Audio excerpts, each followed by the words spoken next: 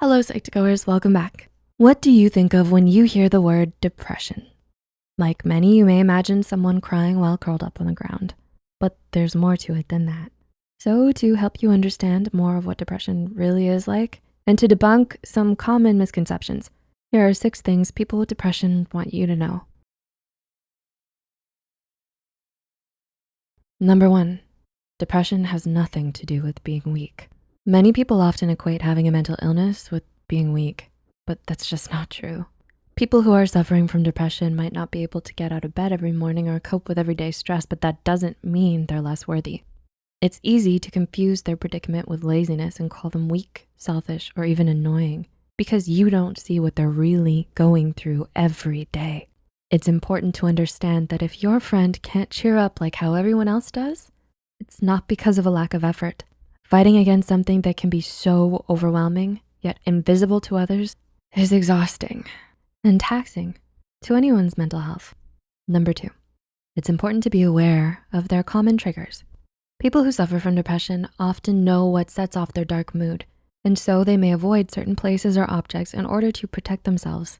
If they've previously told you that something specific makes them feel terrible, try to refrain from suggesting any activities that could trigger them and worsen their condition. Don't take this personally either. When your favorite movie night suddenly becomes too much for someone close to you, it's not an attack on you, but a difficult situation where they have no other choice, as it's really hard for them too. Number 3, don't make them feel like they're wrong if they talk about suicide. In many cultures, suicide is a taboo subject, so many people stray away from talking about it at all. But there's always a reason why some depressed people want to end their life. Many of them may secretly wish to end their lives because they can't imagine living like this for the rest of their lives. Yet, that doesn't mean that every suicidal person wants to act on those thoughts or that people should avoid bringing that topic up.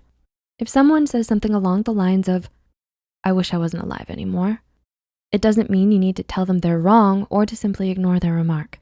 Instead, it may be more helpful to listen to what they have to say. If you or someone else are feeling depressed or contemplating suicide, please remember that you're not alone.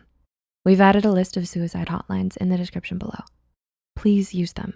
Number 4, do not compare sufferings.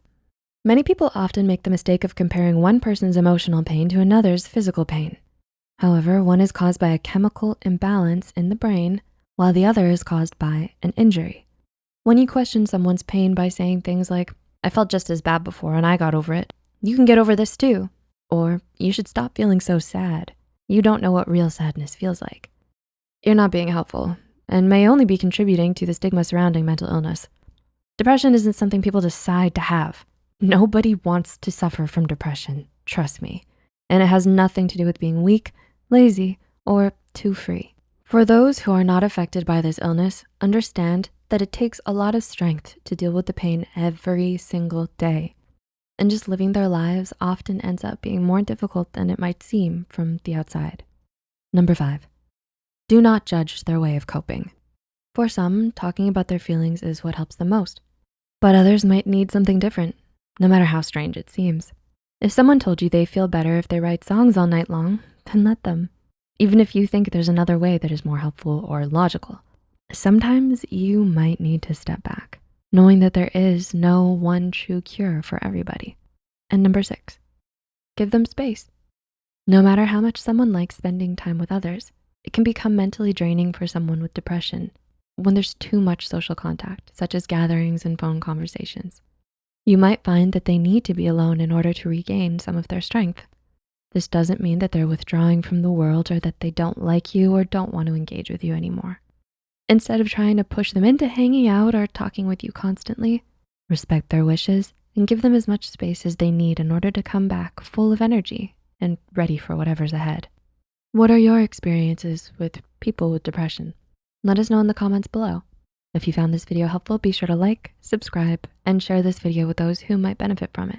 And don't forget to hit the notification bell icon to get notified whenever Psych2Go posts a new video. The references and studies used in this video are added in the description below. Thanks so much for watching, and we'll see you in the next video.